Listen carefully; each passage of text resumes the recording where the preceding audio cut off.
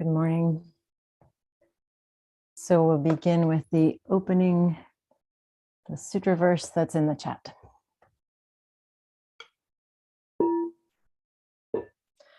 The profound and wondrous Dharma is rarely encountered, even in 100 million kalpas. Having it to hear, accept, and maintain, may I taste the truth of the Tathagata's words.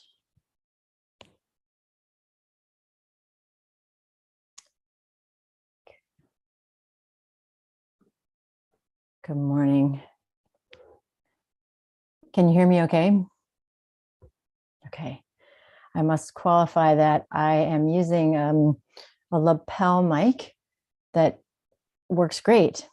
And then it just stops working after like 40 minutes. So we'll see. So once that happens, somebody just wave. We're trying to work on it, but so far there's no solution. But I figured it was better than nothing to start off with. So I want to begin.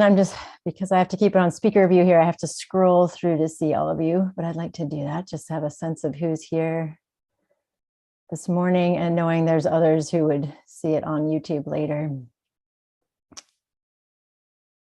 And I want to start by acknowledging simply that I have a lot of heartache. And I bet I'm not alone. I just have a lot of heartache from multiple sources. It's just so present for me. And and I'm present with that. And being here with you. One thing I do want to acknowledge, and I realized I could see my conscious mind going back and forth on this, was like, well, maybe I should acknowledge that this is my last talk as head priest at Stone Creek. Then another part of me was like, well, maybe it's not. No. And that tells you something about the way my mind works. That I'm always hedging a little. The truth is, this is my last talk as head priest in this position. I hope it's not my last talk at Stone Creek. I hope there's many visiting teacher talks to come in the future. But it is, and we will, Charlie and I will both talk together on the day that we have a stepping down ceremony. But really, in terms of my last Dharma talk as a head priest, here it is. So I'm present with that. I wanted to start today by reading it's a very short section. The first section from The Heart of Understanding by Thich Nhat Hanh, which is this very small book. That's his commentary on the Heart Sutra. A more updated edition is The Other Shore.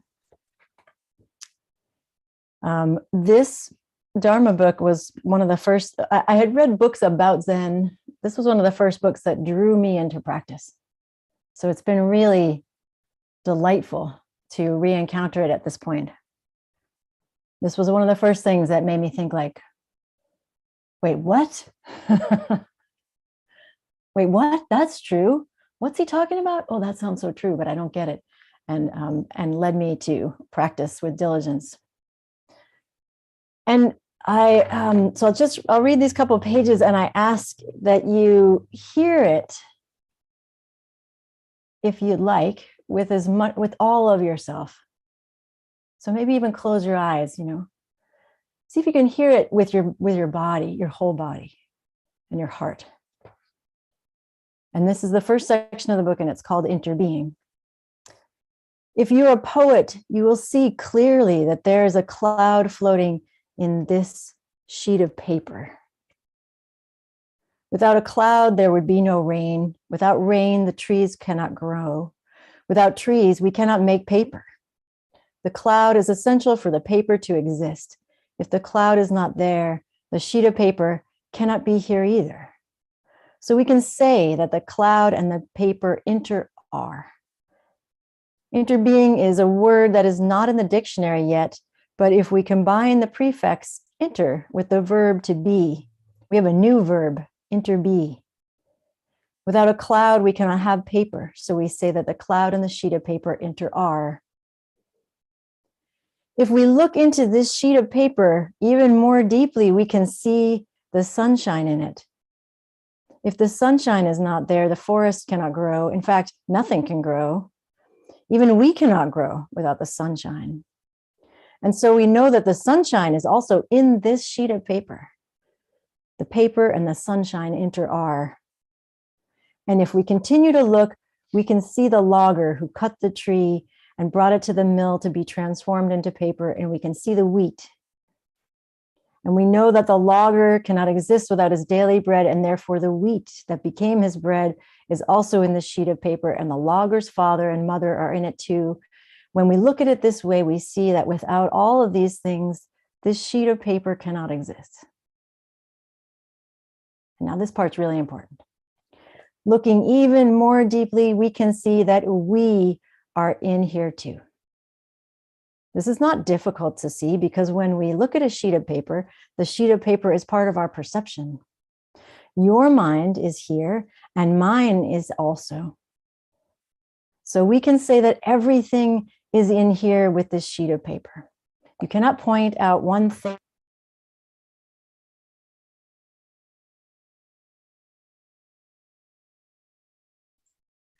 Your mic went. You're out.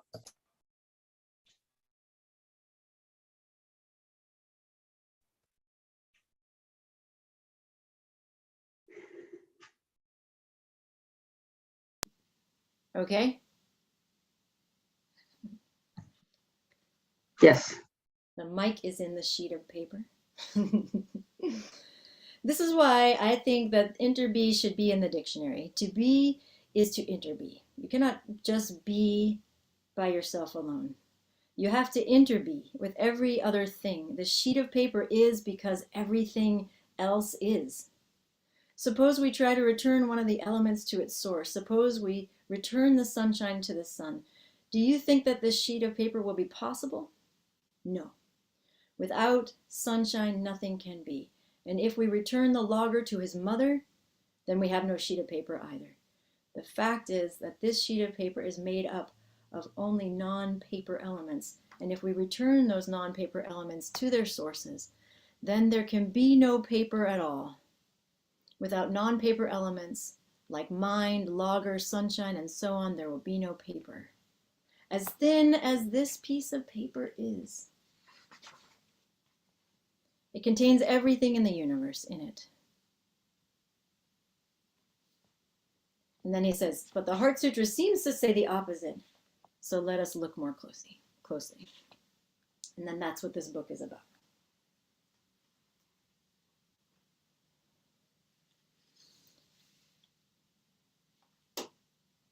Thich Nhat Hanh is offering a touching into interbeing in this section and in this book and in much of his teaching. I want to contextualize interbeing, so that's the subject of our Ongo, in terms of the very foundational teaching. Oh, okay, I'm not visible. There, I'm back. I'm having all sorts of problems. Of the Four Noble Truths. So we have this, the essential Buddhist teaching, really, of all Buddhism. There is suffering, first noble truth. There's a cause of it, grasping and craving. There is the possibility of cessation, third noble truth. And there's a path to that ending of suffering, which is the fourth noble truth, which is the Eightfold Path. The first fold of the Eightfold Path is Skillful View. This is being in touch with impermanence. So we're reminding ourselves every day. So as Bodhisattva practitioners, it is a nutrient to our being and to the world for us to remind ourselves every day, everything's changing, everything's changing, everything's fleeting. So that's one essential nutrient. The other essential nutrient is to touch in every day, all the time, whenever we can. that all things are connected. Thich Nhat Hanh calls this interbeing. The original teaching is shunyata. It's rendered as emptiness, but that's really so misleading, as several of the talks have already pointed to. The only thing it's empty of is separation. Empty of own being, empty of separate, empty of the delusion of separate self. So all things being connected is interbeing. And it's not an idea that our mind gets to have, because it's too big, basically. But it is an experience that everybody knows. And I think this piece is really important. This is our Buddha nature ringing in resonance with reality when we have some experience and it reminds us that we're a part of everything. These experiences, many of us have them when we're children. We're not thinking about Buddhist philosophy. We're not even thinking about suffering. We're just, something reminds us that we're a part of everything, and some deep part of us goes, yeah, because we're made of it, And that's our Buddha nature, ringing in resonance with reality. And so our practice, we can think that our practice might be to understand and apprehend and grasp interbeing. But Thich Nhat Hanh gives us opportunities over and over, it is the work of his life, I would say, to give human beings the possibility to touch it, to taste it, to be interbeing. It doesn't matter if we understand it, but we can feel it. And that when we feel it, we act differently in the world than when we're cut off from it. I remember so we're doing Ongo right now, and people are making offerings. People who are, Sangha members are making offerings of their own teachings. I remember a few years ago, someone made an offering and was telling a story about when they were a child, they were sitting in a bathtub with their uncle. And their uncle, possibly a little bit in desperation, was just started off on a contemplation about the pipes and the water. And had that child ever thought about, how did those pipes get there? How did the water even get in the bathtub? Who put the pipes there? Who built the walls that are holding up the house that the pipes run through? Who built the foundation? And they sat there, this person who's now an adult, but as a child with their uncle, contemplating the interbeing of that bathtub and that child's bath with the many, many beings that brought it to being. I heard a talk yesterday at the Brooklyn Zen Center by a great teacher, James Lynch, and he was saying that just that morning he turned the tap water on and he experienced the miracle of that water coming out of the faucet. And he thought about the people that made the metal, that made the pipes, and the people that put the pipes in his wall, in his apartment building in New York City, and the people that built that building, And so these are moments of opening our heart and being to interbeing. And they are orienting. This is this gives us, in this world of chaos, moments like this orient us to the Dharma, to wisdom, maybe even better yet, to reality. Those pipes weren't always there, The building wasn't always there. Do you ever have a moment where you think, which were the dinosaurs that walked right through where I'm sitting? Who were the people that walked right through where I'm sitting before this building was here that I'm in? So right now, and all the time, wherever you are right now, whatever's holding your body up, a chair or a bed or a cushion, sofa, whatever it is, can you feel that? All of the things that brought that about. that we're a part of. That piece, I think, is like there's interbeing and we are a part of it. Somebody made this cushion that I'm sitting on, this zafu, and I brought it in here. And when that happened, whoever made this zafu and me, we joined together in an effort, like reading Thich Nhat Hanh's words. His mind and his effort now meets us right here. Like we're actually here together. And this is tasting, interbeing, and thinking like this. But more importantly, feeling like this gives us a more appropriate orientation to respond to suffering in the world.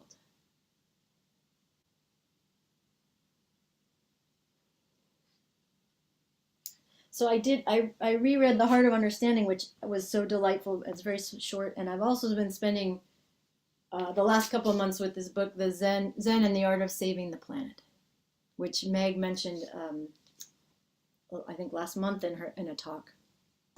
I've been listening to it, actually. It's very good. I highly recommend it. In the midst of like my various, currents of heartache, it has been a tremendous refuge for me. And it's just like the pinnacle of Thich Nhat Hanh's brilliance, where these teachings that can seem so remote and so impossible and are ungraspable, he's like, here you go. Here's how you do this.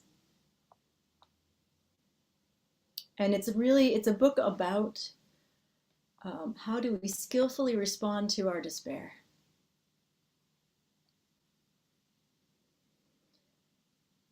And our despair is everything from our most intimate, most personal, maybe most even unknown despairs, all the way up to our collective despair, our global despair, our planetary despair. Those are not unconnected. And in this book, a number of times, so it's written both by him and his student, Sister True Devotion. And Sister True Devotion has these lovely excerpts, and it alternates back and forth. And a number of times, they both talk about being a meditator, an artist, a warrior. That to be a bodhisattva is to be all of those things together. And Sister True Devotion describes meditation. So meditation is one of the ways we touch interbeing, right? Like this is one of the, it's not even touching, but it's one of the ways we engage and lift up interbeing into our own bodies.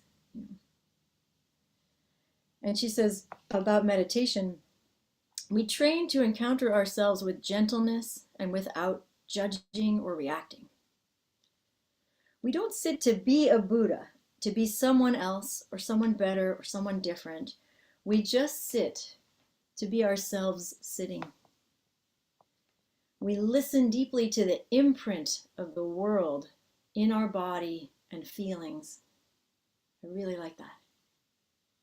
That when we sit meditation, we just arrive for how is the world showing up in me, as me, right now.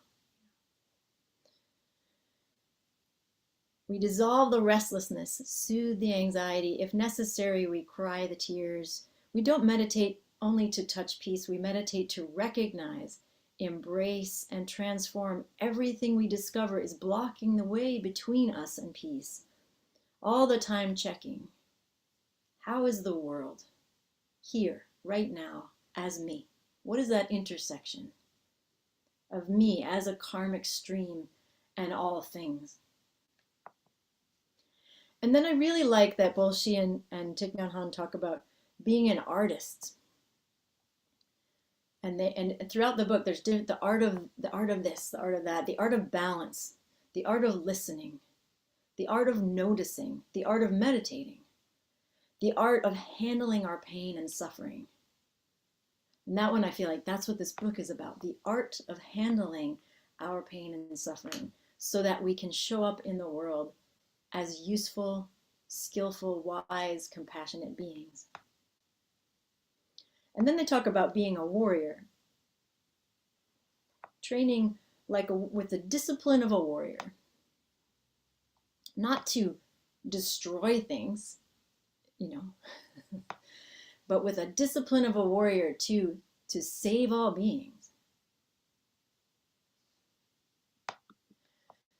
When I walk every morning, and I was walking this morning, and I was thinking about that archetype of being a warrior, and I was contemplating war. This is one of the heartaches for me, that there's an active and vicious war happening. And I was thinking about how I come from a very working class background. I wanted to be a warrior as a child. I wanted to be a hero. So I wanted to be in the army. I thought that sounded really cool. I think I was thinking about that because I was thinking about how much the cultures I come from glorify warfare and violence. And that the archetype of being a hero meant to be a violent perpetrator of violence. That's... I had other ideas. I also wanted to be a doctor as a hero. But I could feel it. That sensibility of being a warrior, we can transform that energy, and even that conditioning that lifts up warfare into warfare against the delusion of separation. We can actually, each of us can do that. We can change that energy. We can take that energy we were given about what a warrior is and turn it into a bodhisattva warrior. A warrior that saves all beings.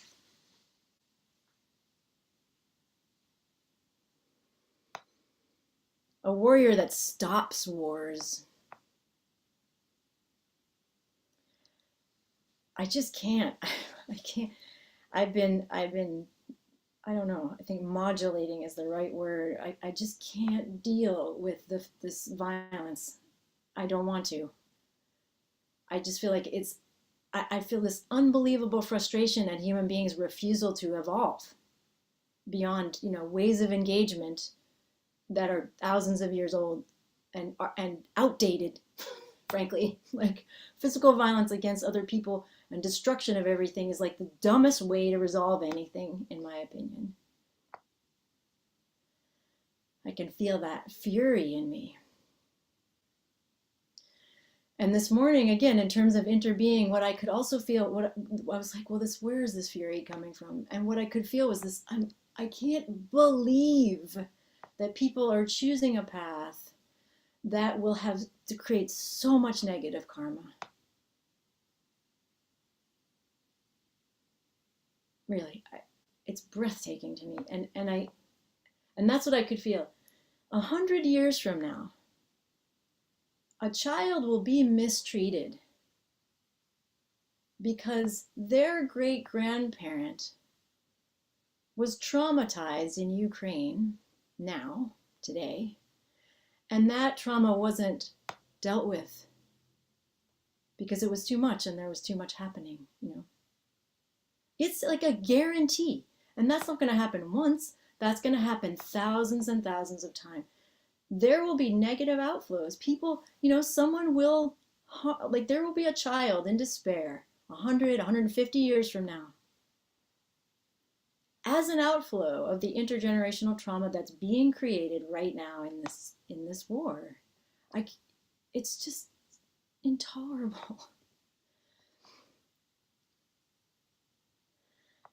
So that's one stream of heartache for me. And even though I've been trying not to, I do feel present for that.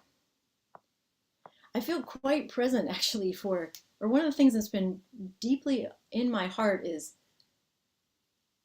what hurt Vladimir Putin, what happened? What makes a human being need that level of attention need what makes a human being unconcerned about this level of impact and violence? You know, and like I really mean it. I feel it in my heart. What happened to you? And I know that's not a simple answer, and I know Vladimir Putin is not singularly responsible. I understand that. I don't mean to be naive, but I do also think if Vladimir Putin had encountered Thich Nhat Hanh, maybe, you know, if in his childhood he had learned about 3 mindful breaths, and the society around him had lifted up 3 mindful breaths before you do anything, you know, and the love that he was not given was somehow given, that we would be in a different situation. And it sounds silly. It's totally not silly.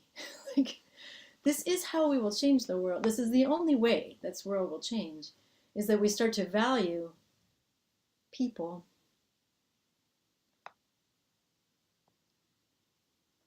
above all else. I mean, no, I don't mean that actually. I should say life. You know, we value life and living beings, and we value the world. We value everything above all else. And we cherish living beings. And that, like, you know, the whole society cherishes. That's the main thing people grow up feeling, is that they are cherished by their society.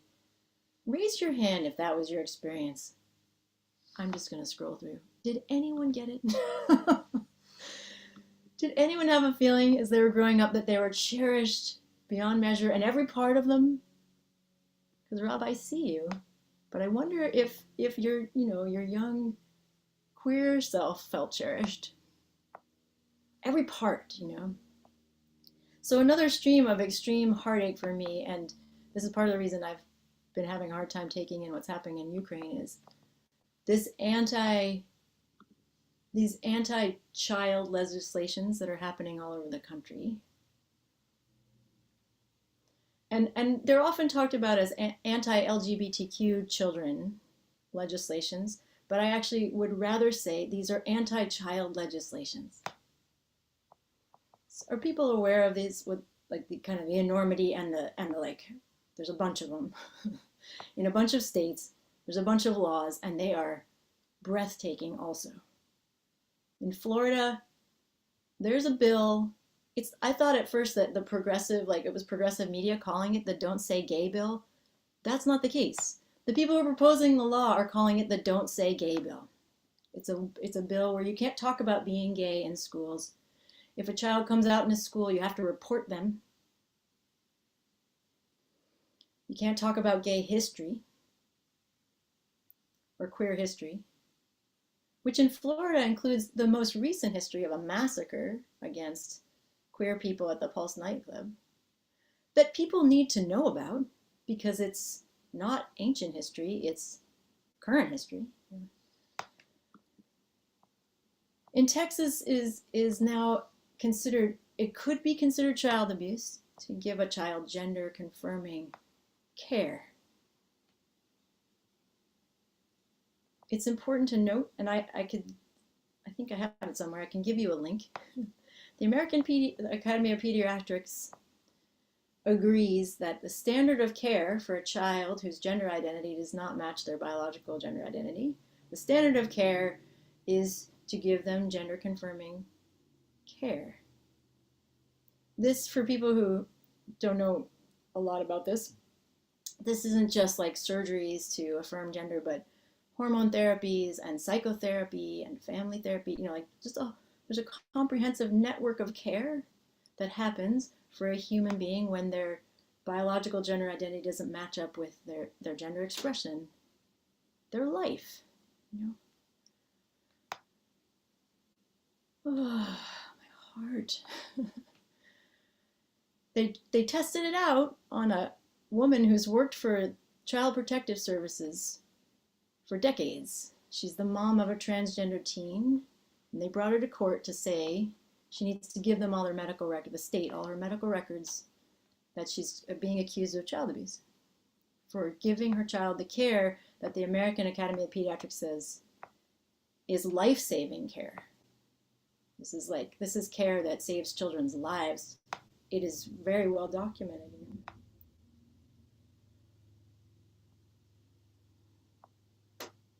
I don't, there was a legislator in Florida who's queer, who on the morning that the Don't Say Gay bill was passed, she got up on the floor and said, like, to all the queer babies out there, I see you and I love you and we will fight for you. But she had to say that because the institutions of power are saying, you children should not exist.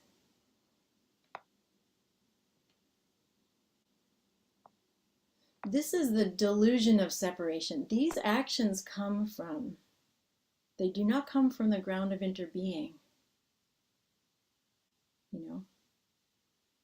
People saying like, I actually was like, what do people think? That kids become gay because they heard about it? I was like, oh, there's just a great misapprehension, I guess. Here's one of the things I think that we can do as a society. People are queer because they were born. That's why. They were born as whole people, and part of their identity includes queerness. People are transgender because they were born. It is normal. It is natural that some human beings are transgender. It is natural that some human beings are non-binary. It is natural that some human beings are heterosexual. It is natural that some human beings are homosexual. That's the range of human experience throughout human history. Always has been, always will be. I'm often thinking about that too. I know a lot of kids, a lot of young people who are non-binary. I find it deeply encouraging.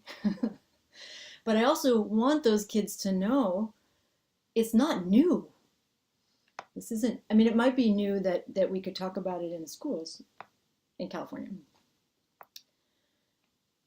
But, if one is a non-binary person, that person stands on the shoulders of millions and millions of people throughout history.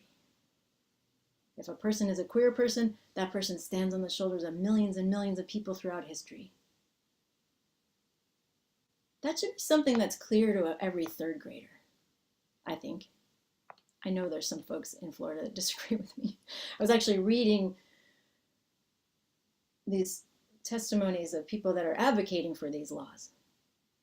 They're saying like children should not be told about gayness.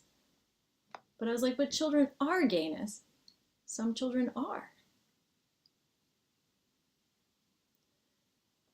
As bodhisattvas who cultivate interbeing, each of us can work with like, what was my conditioning around this stuff? What was I told? There are several people who are dear to me in my life who are reflecting on really on their own gender identity and how as adults being like, actually I am non-binary, but I didn't, but I wasn't told it was an option, which I guess is the argument that people are making, like, don't tell them it's an option.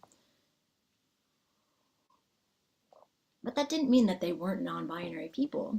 And one of the places that, many of us, and I'll include myself in this, one of the places we can all see that there is pain is like when you were told, here's what you can wear for clothing, and here's what you cannot wear as a child, right? Like, here's what you have to wear. How many people who were born and considered to be female have been stuffed into dresses who did not want to wear them? And many of us. Some of them I liked. I didn't always want to wear the dress, Or how many people as little boys, people being called little boys wanted to wear a dress and were told, you can't do that. And actually we're told, you better not do that. Or we're told, your life will be in danger if you do that. Or that was certainly implied. Which isn't exactly inaccurate. It's just, why? Why? Can't a little boy, a little person who socializes as a boy or even claims their boyness, wear a dress? what's the problem there? Why? Why do people die for that? You know? And I feel like as bodhisattvas, like this is our warrior work. This is our work, is to look at why? What were we told? How does my mind work around this? What's the stuff I can see? What's the stuff I can't quite see, but I can feel it? There's a beautiful episode on a show on Netflix. So there's a non-binary person who's pretty famous at this point. His name is Jonathan Van Ness. He's one of the people on the show Queer Eye. Now he has his own show, and he has a show. It's called Getting Curious. It's about being curious about stuff and looking into things. Like, this is really Buddhist, right? Like wondering, being open, being curious. Like he talks about bugs in one of the episodes and skyscrapers in one of the episodes, but he talks about the gender binary in one of the episodes, and it's really beautiful. And in that, he's talking with, so Jonathan uses he, she, and they pronouns, so all of them. They were talking to another non-binary person whose name is Alok, who's an amazing activist and scholar, who says, you know, this is not that we are natural. This is a natural thing to walk down the street. And it's good, you know, because it challenges, for me, my conditioning. For me, it challenges my conditioning that says like, oh, it's a little marginal. But what happens when we take up the possibility of interbeing? That the gender binary is a delusion of separation, of pushing things apart that don't belong apart, because actually gender is this massive, complicated spectrum.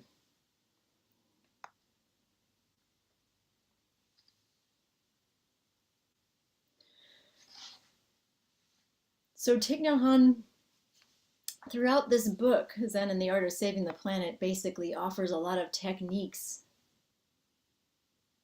for attuning to ourselves. And I think we could be like, well, wait, when do we get to the planet saving part? But this is what's being offered. Being present for ourselves is how we save the planet. Training ourselves in moments of crisis to take 3 mindful breaths. Well, they say 10 actually. I've been like, maybe 3, you know, maybe 1 mindful out breath actually, depending on the circumstances. 10 mindful breaths, that's hard actually. Not impossible. But that we train ourselves as bodhisattvas when there's a crisis, when we get worked up, when we feel threatened. I feel my feet on the ground, and I breathe out, and I let that breath fill my awareness. And now I move into action. That we actually, like warriors, train ourselves in that. Because every time we breathe and feel our bodies and feel connected to the earth, we're aligning with interbeing. And then we move forward into action. He tells this story about being in Singapore. This was after the Vietnam War, when he had, you know, the Thich Nhat Hanh had lived many lives, including having a fleet of disciples that was doing active refugee saving work. And they were in Singapore trying to help families come into Singapore, but the government there wasn't letting them off the boats. So there's like hundreds of vulnerable families on these boats in the water, and they can't get it resolved. And in the middle of the night, the immigration police knock on Thich Nhat Hanh's door, and they take all of his immigration papers, and they say, you have 24 hours to get out of the country. Like, can you imagine how stressful this was? He's completely devoted. He feels totally responsible for these hundreds and hundreds of people. And these government people are saying, you need to leave. And then he talks about how he breathed and he meditated.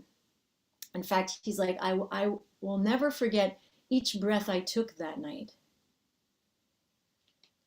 And he trained himself in this moment of extreme stress to sit down and do sitting meditation and to stand up and do walking meditation until his nervous system realigned. And then he had the thought, oh, the French ambassador secretly has been on our side, and maybe I can reach out to them for help. But what he wanted to point out was that idea was not available when he was lost in stress. He had to find his way there by way of grounding in interbeing, by grounding in the practice. And now a new solution, and it worked, and they got 10 days extra. So as we witness this war in Ukraine, as we hear this news about these legislations that are traumatizing people, that are traumatizing children, that tell children, like, you don't belong here. You shouldn't be. We can breathe, feel our feet on the floor, and arrive in our bodies with all that's present here. We can work with, so interbeing is like, its opposite is the delusion of separation. We can work with that in ourselves. Whenever we say them, and I don't mean when we're saying that about a singular non-binary person. Whenever we're saying them, and what we mean is us over here and them over there, like, that's a really good practice. Every time I use the word them about another group of people, can I breathe and consider, what do I mean by that? Do I think I'm separate from them? Make that word like a bell that rings. And consider, am I separating myself right now?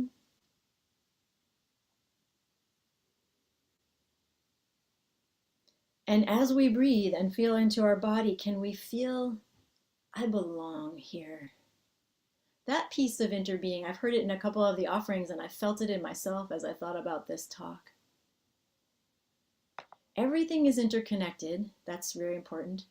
And it's important to feel. And then the other piece that I think is essential to feel is, and I belong here. And you belong here. And they belong here. A really quick remedy to this alienation of separation is belonging. It's what we've been denied. This tender feeling of I belong. Thich Nhat Hanh, throughout the last chunk of his life, would often say, all of his teaching distills down into these two phrases: I have arrived, I am home. It's a beautiful koan. I have arrived, I am home. Right here in the suffering. That night in Singapore, he said he had the thought, if I can't find peace right here, I never will. So I better do it. Right here, in this turmoil, in all of this fear. I heard someone else this week say in a beautiful panel about Dharma and abolition, she said, I'm pretty sure that all of Dharma practice is engaging our fear. And that's really been working in me. I have arrived, I am home, right here.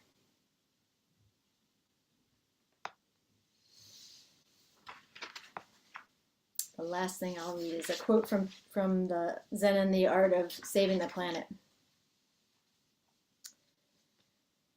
Who is the person who can help me calm in the situation of distress? In my tradition of Buddhism, the answer is you.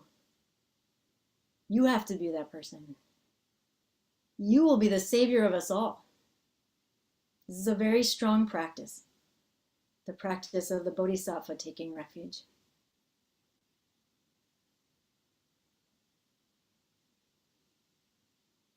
So as Bodhisattva warriors, we prepare all the time for everything, not just for suffering.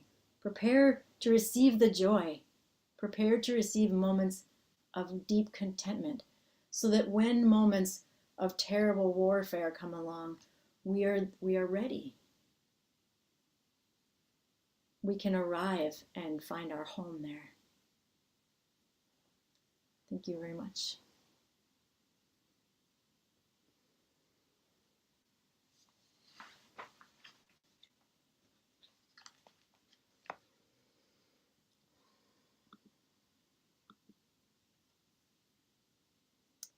So please, I would love to hear your thoughts or comments or questions.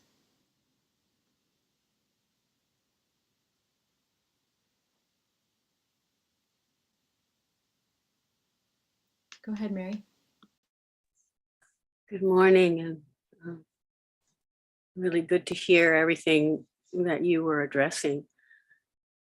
I particularly recommend the article I mentioned in WikiLeaks, and especially in regard to your talk today, but how we all realize that one person's suffering can affect so many. It is now affecting the entire globe. And as a human population, I think it's important to understand not everybody who had a horrible childhood will have that much power, but some people will. And it matters. Thank you.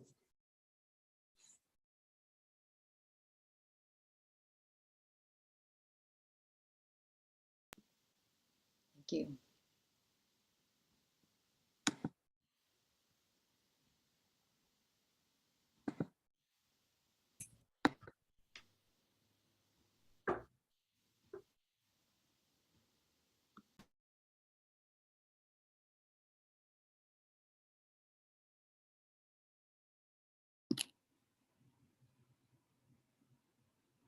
May I speak? Can you hear me? Please go ahead, Jenna. Oh, just was so beautiful. Just so thank you. I'm just so grateful for such a heartfelt expression of your presence and your love and your caring for so many people. I mean, it is such a time, it's so easy to fall into despair and to feel as though, I'm in this world, when really that isn't so, and to be reminded of that was very precious. And just want to thank you for being present to all of that and bringing us along with you. Thank you. One of my dearest Dharma siblings has, a long time ago, I said to her, what do you think matters the most? And she said, not to fall into despair. Hmm. And then years later, when she was being Shuso, I asked her again. I was like, do you think, does this still hold up? And she's like, yep. And I think about that, like the remedy to despair is, find for each of us what way works for you to touch into interbeing. Mm-hmm. It might be a hike, in the woods. It might be looking at the night sky. It might be contemplating the plumbing. It might be all of it. But we actually these aren't just like nice things we do for ourselves. This is like Bodhisattva warrior discipline that we remedy our despair with our deep experience of connection, so that we aren't limp, and defeated. We really, I know I sound all worked up. we really could change. We human beings have the capacity to change the trajectory of all of it. We actually do. We're the ones doing it. You know, we can stop wars. We can change what's happening to the physical environment. We can do that. But we can't do that if we're like mired in intergenerational trauma that we haven't begun to look at. You know? So like therapy, not a self-indulgent thing. It's an offering to the world for us to do therapy. Our ancestors didn't get to do it, you know, or those of us who can. You know, we can't all do it, but that's one way. Thich Nhat Hanh, they also talked about this really strong practice of like lying in a hammock outside every day Mm. as a discipline, as a practice, Mm. resting as a discipline, as a practice. Mm. It's beautiful. Thank you. Thank you. Yeah, John Martin, I see your hand. Yeah, first of all, I just want to say how much I'm going to miss you and Charlie. And regarding your talk today, you know, Diane and I have been very discouraged and really depressed about what's going on here. And your talk was like a lifeline, you know, where I'm just feel like after what you said, I feel like this, at least I feel like there was hope. Before I was thinking there's just no hope, you know, that the world is just totally messed up. But you've given me hope, and I certainly appreciate that. So thank you. You're welcome. Thank you for receiving. And I really do recommend this book and to listen to it. The words, it's not Thich Nhat Hanh's voice. It's another person reading his words, but you can just feel it. Like there's these passages where he's like, so you will do this, and then you so you will do this, and then you will understand. You know, like it's just so it's so encouraging, actually. You know, he brings up, what's the name of the Bodhisattva in Never Disparaging? Yeah, do you know? Anyway, the translation of the Bodhisattva's name is the Bodhisattva Never Disparaging. Kitsibarisa. Can you say again? K-S-I-T-I-B-Y-R-A-S. I think is it. I don't know how you say it. The story of this Bodhisattva is that they go around and they're like, you can't discourage me. I see your Buddha nature. And every person this person encounters, they're like, you're going to be a Buddha.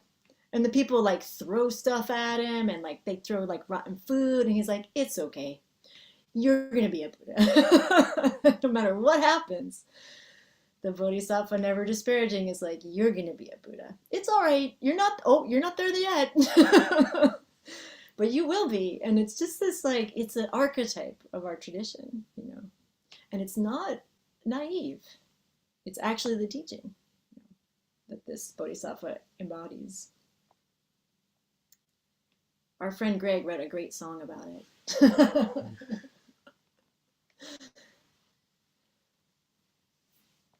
Are there any other thoughts?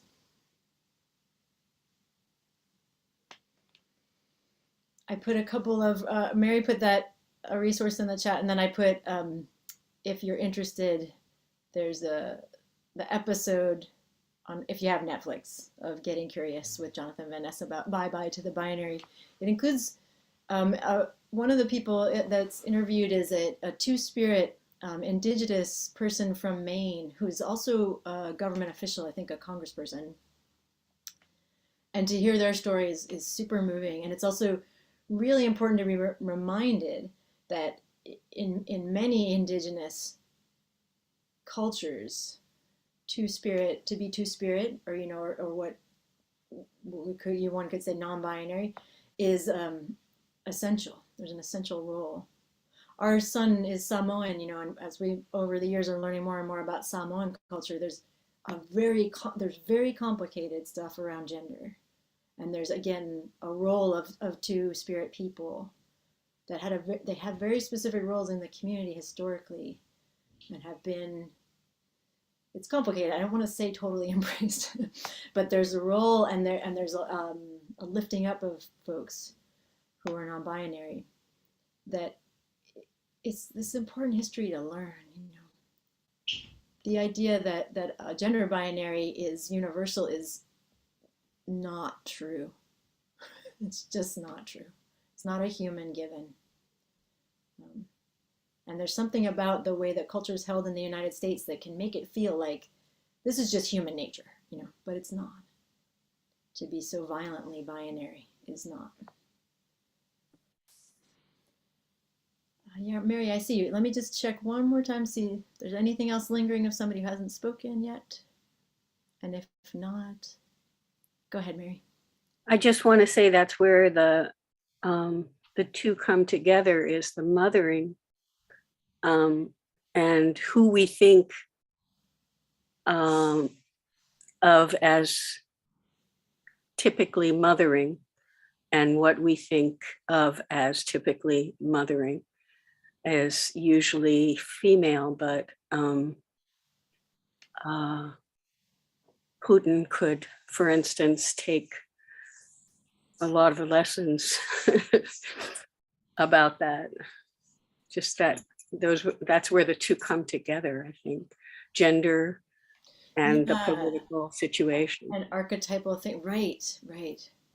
And because if we've siloed things into dualities and binaries, we've siloed something like maternal instincts to only female identified people. We have cut off male identified people from the natural tendency to mother, to care, to be maternal, and likewise, right?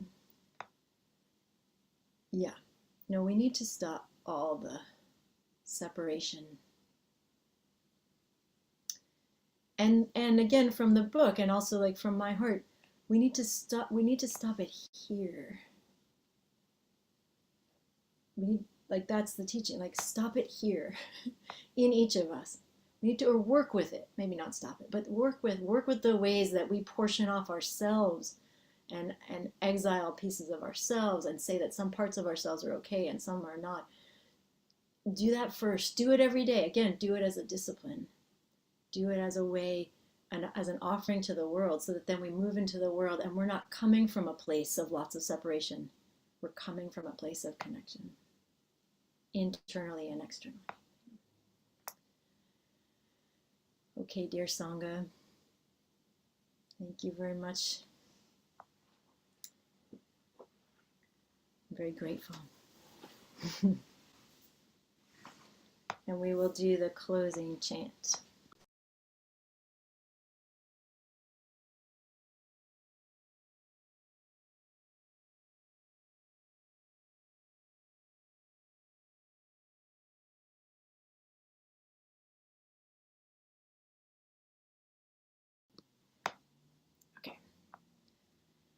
For great Bodhisattva vows, beings are numberless. I vow to free them. Delusions are inexhaustible. I vow to end them. Dharma gates are infinite. I vow to enter them. The Buddha way is boundless.